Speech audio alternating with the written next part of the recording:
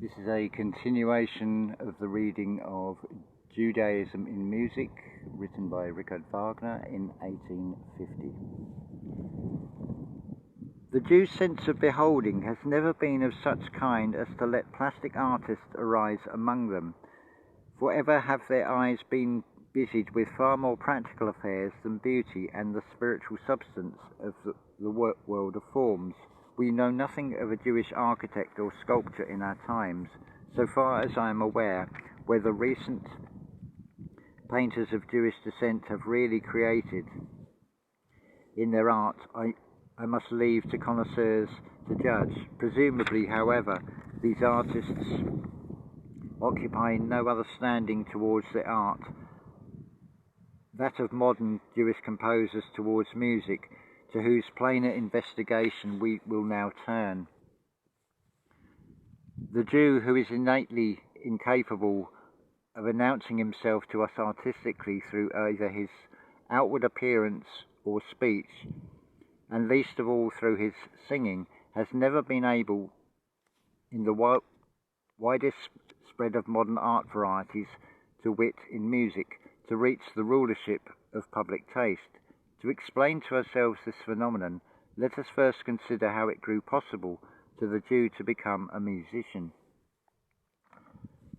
From that turning point in our social evolution, where money, with less and less disguise, was raised to the virtual patent of nobility, the Jews to whom money-making without actual labour, i.e. usury, has been left as their only trade, the Jews not merely could no longer be denied the diploma of a new society that needed naught but gold, but they brought it with them in their pockets.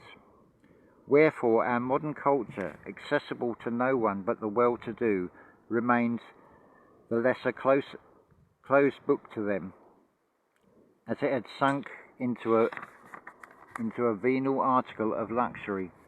Henceforward, then, the cultured Jew appears in our society. His distinction from the uncultured, the common Jew, we now have closely to observe. The cultured Jew has taken the most indicable pains to strip off all the obvious tokens of his lower co-religionists. In many a case he has even held it wise to make a Christian baptism wash away the traces of his origin. This zeal, however, has never got so far as to let him reap the hoped-for fruits. It is conducted only to his utter isolation, and to make him the most heartless of all human beings, to such a pitch that we have been bound to lose even our earlier sympathy for the tragic history of his stock, his connection with the former comrades in his suffering, which he arrogantly tore asunder. It has stayed impossible for him to replace by a new connection with that society whereto he has soared up. He stands in correlation with none but those who need his money, and never yet has his money thriven to the point of knitting a goodly bond twixt man and man. Alien and apathetic stands the educated Jew in the midst of a society he does not understand, whose tastes and aspirations he does not sympathize, whose history and evolution have always been indifferent to him. In such a situation have we seen the Jews give birth to thinkers. The thinker is the backward-looking poet, but the true poet is the foretelling prophet. For such a prophet charge can naught equip, save the deepest, the most heartfelt sympathy with a great, alike endeavouring community, to whose unconscious thoughts the poet gives exponent voice.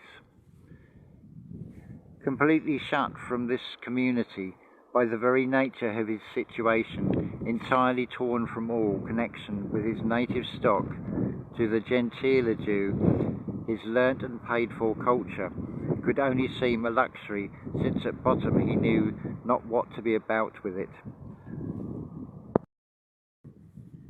Now our modern arts had likewise become a portion of this culture, and among them in particular that art which is just the very easiest to learn, the art of music, and indeed that music which, severed from her sister arts, has been lifted by the force and stress of grandest geniuses to the stage in her universal faculty of expression, where neither, in a new conjunction with the other arts, she might speak aloud the most sublime, or in persistent separation from them, she could also speak at will the deepest bathos of the trivial. Naturally, what the cultured Jew had to speak in his aforesaid situation could be nothing but the trivial and indifferent, because this whole artistic bent was in sooth a mere luxurious, needless thing, exactly as his whim inspired, or some interest living outside art, could he utter himself now thus, and now otherwise, for never was he driven to speak out a definite, a real and necessary thing, but he just merely wanted to speak no matter what, so that naturally the how was the only moment left for him to care for.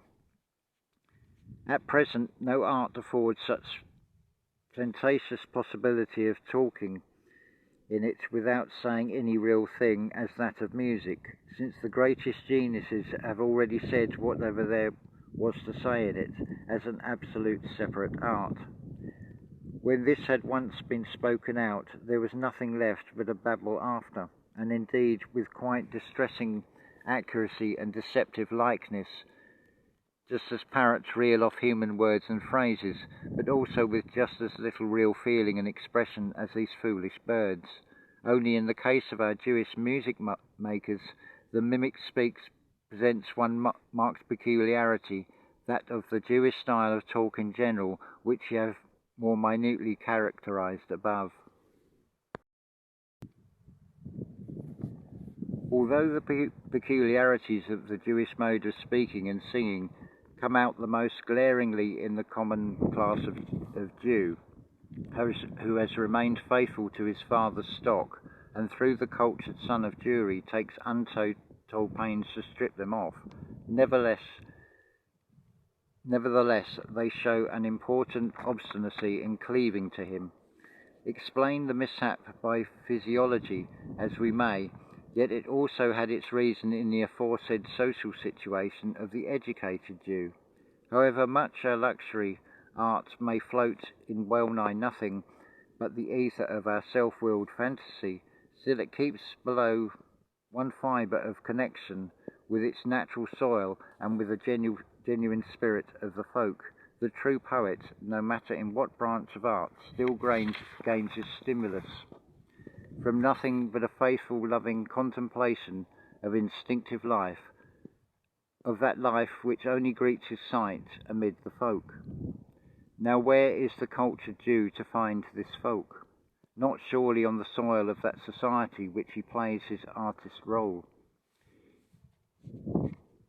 If he had any connection at all with this society, it is merely with that offshoot of it, entirely loosened from the real, the healthy stem, but this connection is entirely loveless, and this lovelessness must ever become more obvious to him, if for sake of foodstuff for his art he clambers down to that society's foundations. Not only does he find everything more strange and unintelligible, but the instinctive ill will of the folk confronts him here in all its wounded nakedness, since unlike in its fellow in the richer classes, it here is neither weakened down nor broken by reckonings of advantage and regard for certain interests. Certain mutual interests. Thrust back with contumely from any contact with this folk, and in any case completely powerless to seize its spirit, the cultured Jew sees himself driven to the taproot of his native stem, where at least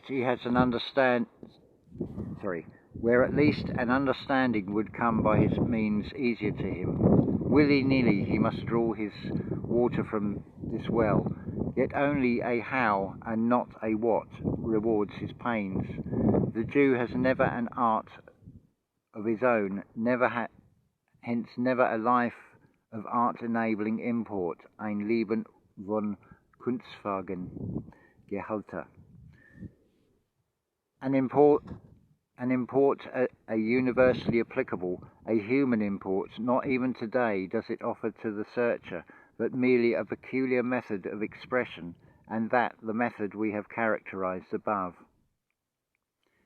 Now, the only musical expression offered to the Jew tone-setter by his native folk is the ceremonial music of their Jehovah-rites. The synagogue is the solitary fountain whence the Jew can draw art motives at once popular and intelligible to himself. However sublime and noble we may be minded to picture to ourselves this musical service of God in its pristine purity, all the more plainly must we perceive that the purity has been most terribly sullied before it came down to us. Here for thousands of years has nothing unfolded itself through an inner fill, but just as with Judaism at large, everything has kept its fixity of form and substance.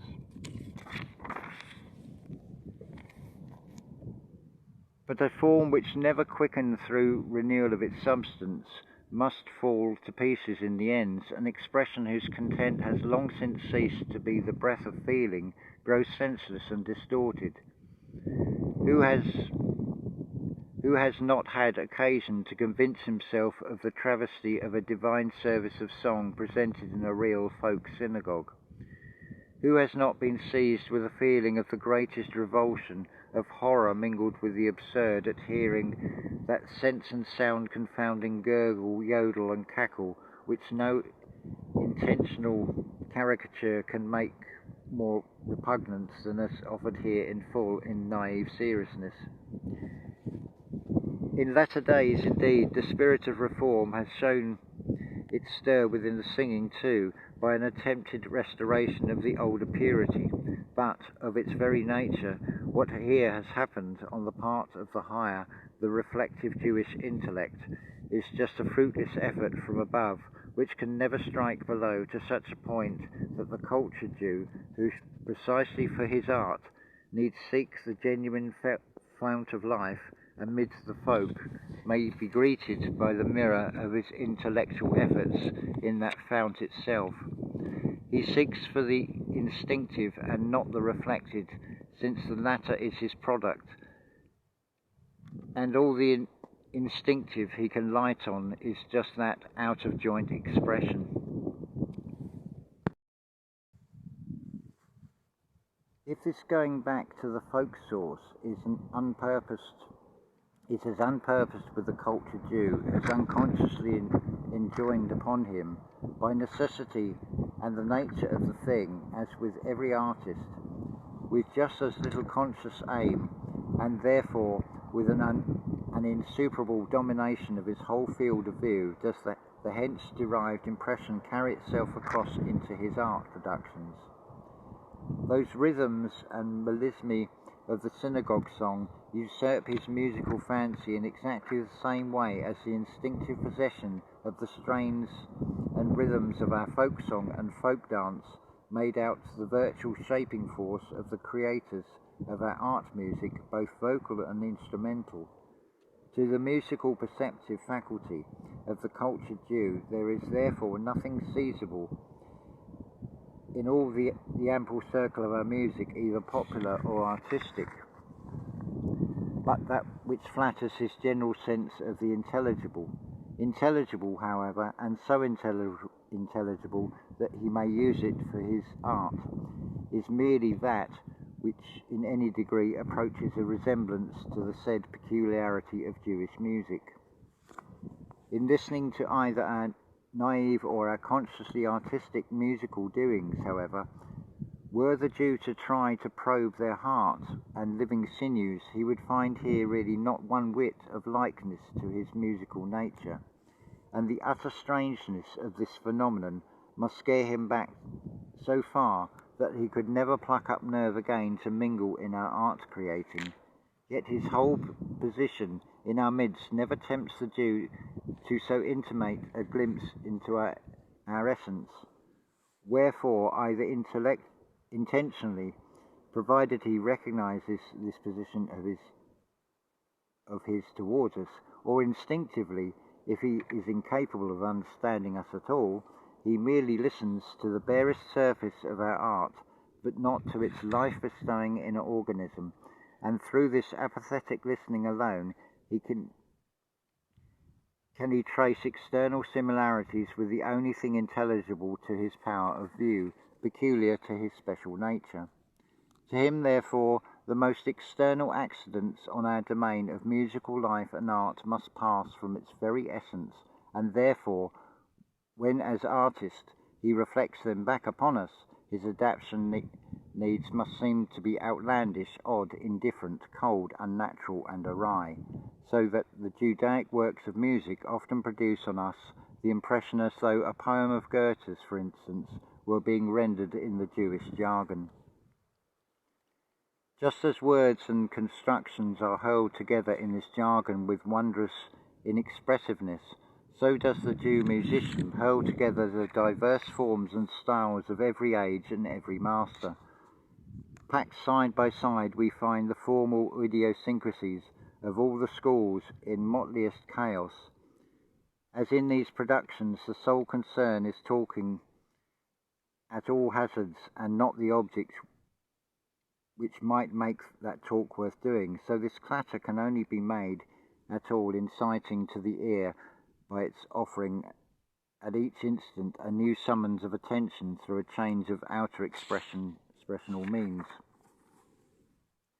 Inner agitation, genuine passion, each finds its own peculiar language at the instant when, struggling for an understanding, it girds itself for utterance. The Jew, already characterized by us in this regard, has no true passion, Leidenschaft, and least of all a passion that might thrust him onto an art creation. But where this passion is not forthcoming, there neither is any calm, Ruhe. True noble calm is nothing else than passion mollified through resignation. Where the calm has not been ushered in by passion, we perceive naught but sluggishness, Trägheit in German. The opposite of sluggishness, however, is nothing but that prickling unrest which we observe in Jewish music words from one end to the other, saving where it makes place for that soulless, feelingless inertia. What issues from the Jews' attempts at making art must necessarily, therefore, bear the attributes of coldness and indifference, even to the triviality and absurdity, and in the history of modern music, we can but class the Judaic period as that of final unproductivity, of stability gone to ruin.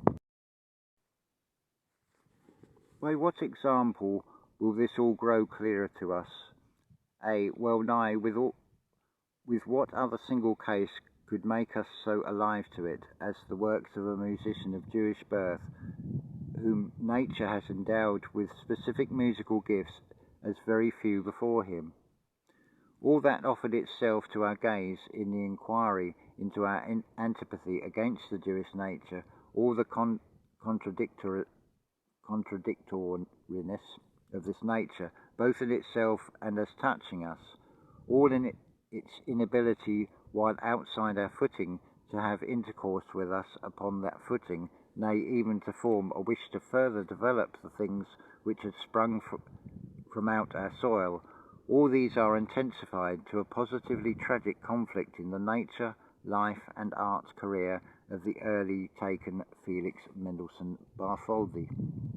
He has shown us that a Jew may have the amplest store of specific talents, may own the finest and most varied culture, the highest and the tenderest sense of honour, yet without all these preeminences helping him, were it but one single time to call forth in us that deep, that heart-searching effect which we await from art, because we know her capable thereof, because we have felt it in many a time and oft, so soon as often the hero of our art has, so to say, but opened his mouth to speak to us. To professional critics who haply have reached a like consciousness with ourselves hereon, it may be left to prove by specimens of Mendelssohn's art products our statement of this indubitably certain thing, by way of illustrating our general impression. let us here be content with the fact that, in hearing a tone piece by this composer, we have only been able to feel engrossed where nothing beyond our more or less amusement-craving fantasy was roused through the presentiment, stringing together and entanglement of the most elegant, the smoothest and most polished figures, as in the kaleidoscope's changeful play of form and colour, but never where these figures were meant to take the shape of deep and stalwart feelings of the human heart.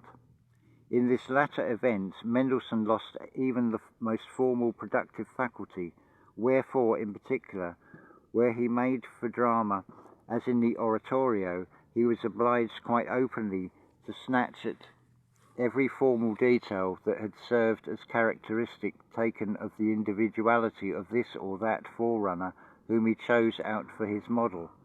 It is further significant of this procedure that he gave the preference to our old master Bach as special pattern for his inexpressive modern tongue to copy.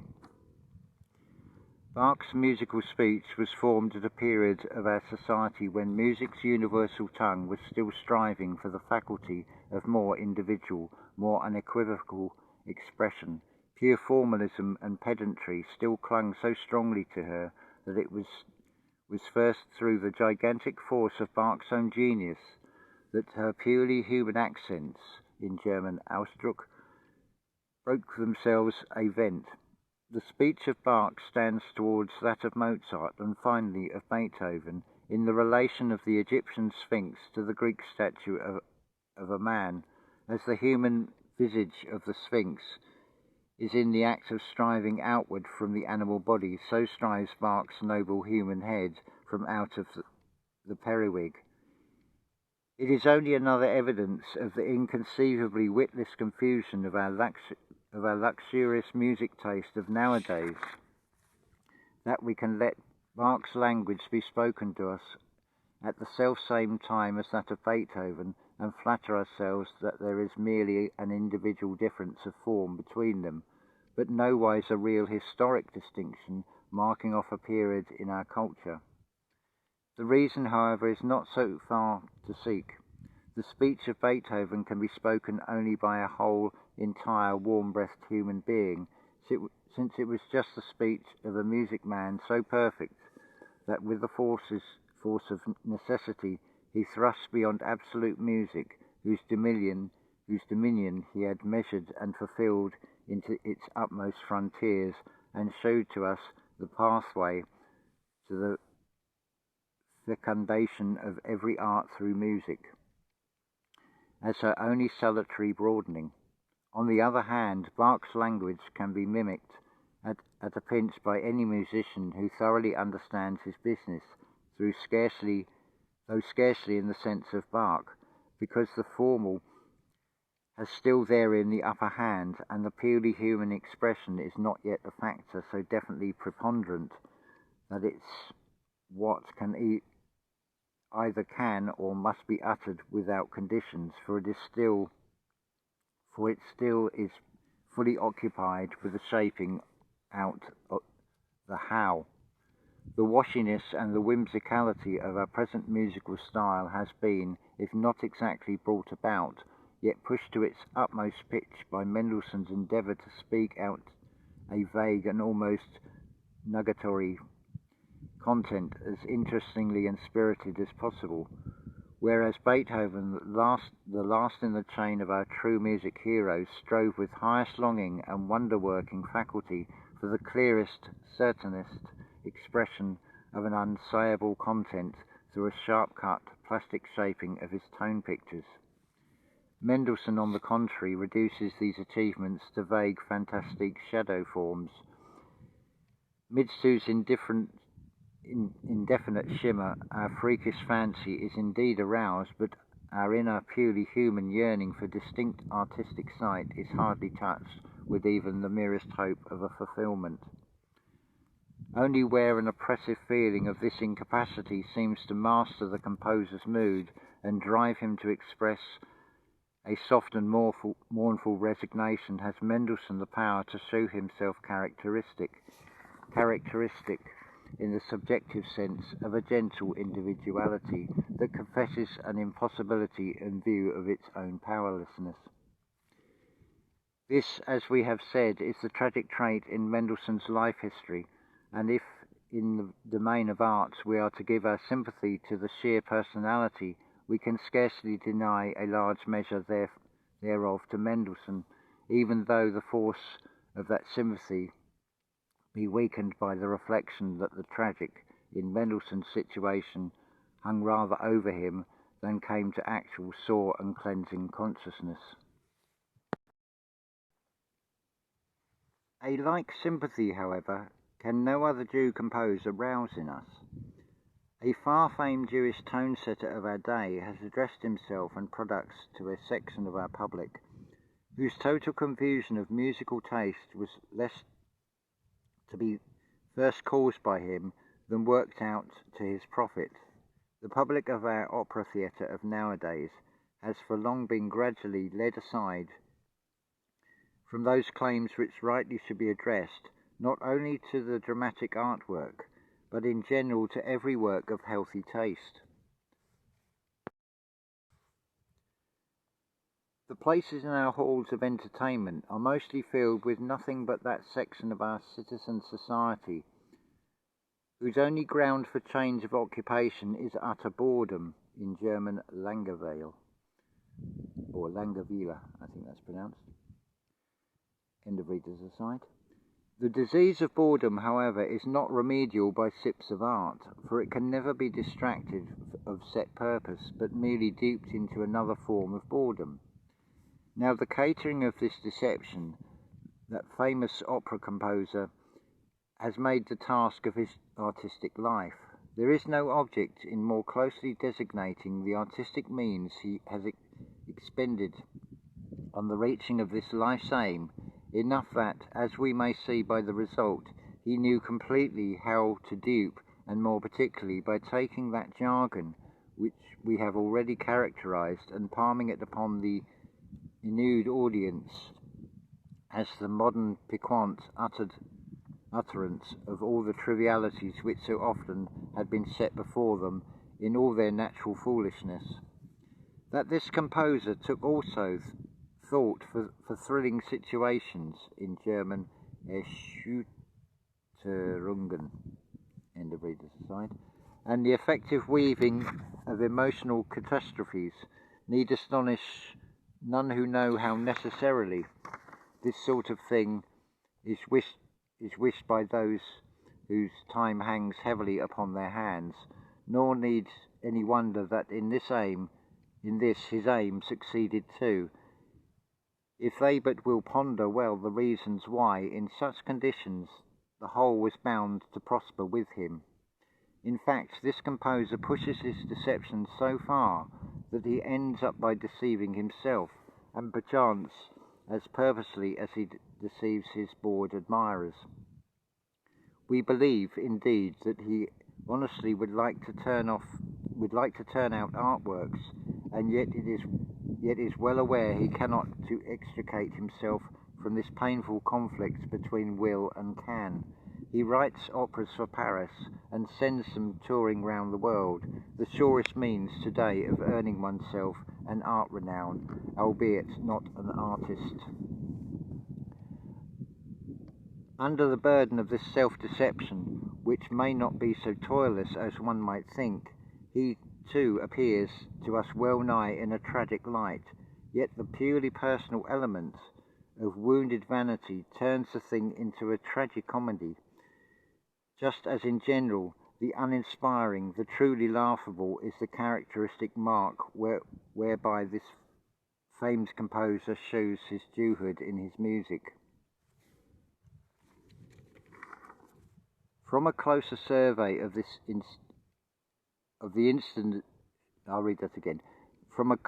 closer survey of the instances adduced above, which we have learnt to grasp by getting to the bottom of our indomitable objection to the Jewish nature, there more especially results for us a proof of the ineptitude of the present musical epoch. Had the two aforesaid Jew composers in truth helped music into riper bloom, then we should merely have had to admit that our tarrying behind them rested on some organic debility that has taken sudden hold of us, but not so in the case. On the contrary, as compared with bygone epochs, the specific musical powers of nowadays have rather increased than diminished. The incapacity lies in the spirit of our art itself, which is longing for another life than the artificial one now toilsomely upheld for it. The incapacity of the musical art variety itself is exposed for us in the art doings of Mendelssohn, the uncommonly gifted specific musician, but the nullity of our whole public system, its utterly unartistic claims and nature in the successes of that famous Jewish opera composer grow clear for anyone to see. These are the weighty points that have now to draw towards themselves the whole attention of everyone who means honestly by art. Here is what we have to ask ourselves, to scrutinize, to bring to plainest understanding. Whoever shirks this toil, whoever turns his back upon this scrutiny, either since no need impels him to it, or because he waives a lesson that possibly might drive him from the lazy groove of mindless, feelingless routine, even him we now include in that same category of Judaism in music. The Jews could never take possession of this art until that was to be exposed in it, which they now demonstrably have brought to light, its inner incapacity for life. So long as the separate art of music had a real organic life need in it, down to the epochs of Mozart and Beethoven, there was nowhere to be found a Jew composer. It was impossible for an element entirely foreign to that living organism to take part in the formative stages of that life. Only when a body's inner death is manifest do outside elements win the power of lodgment in it, yet merely to destroy it. Then indeed that body's flesh dissolves into a swarming colony of insect life, but who, in looking at that body's self, would hold it still for living?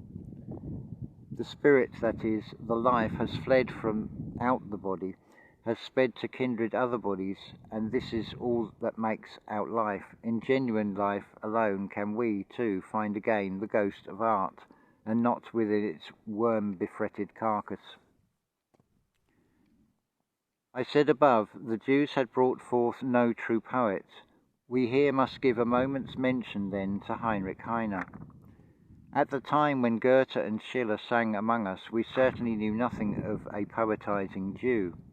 At the time, however, when our poetry became a lie, when every possible thing might flourish from the wholly unpoetic element of our life, but no true poet, then it was the office of a highly gifted poet Jew to bear with fascinating taunts that lie, that bottomless aridity and Jesuitical hypocrisy of our vestifying, which still would give itself the airs of true poesis. His famous musical congeners, too, he mercilessly lashed for their pretense to pass as artists. No make-believe could hold its ground before him. By the remorseless demon of denial of all that seems worth denying was he driven on without arrest, through all the mirage of our modern self-deception, till he reached the point where in turn he dipped himself into a poet, and was rewarded by his versified lies being set to music by our own composers. He was the conscience of Judaism, just as Judaism is the evil conscience of our modern civilization. Yet another Jew here we to name, who appeared amongst us as a writer.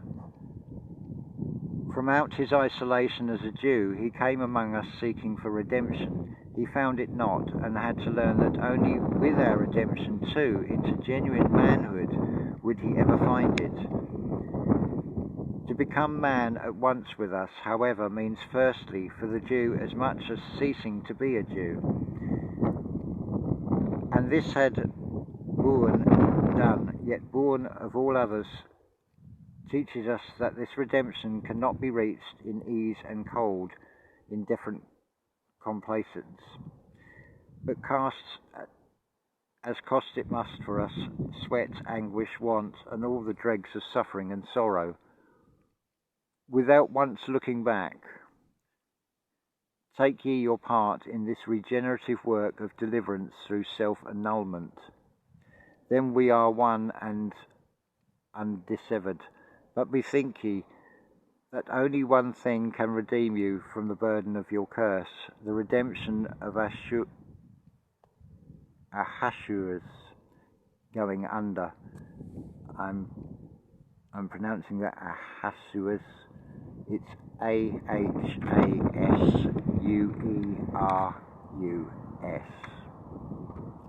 And that concludes Judaism in Music, written in 1850 by Richard Wagner under the pseudonym K. Friededank.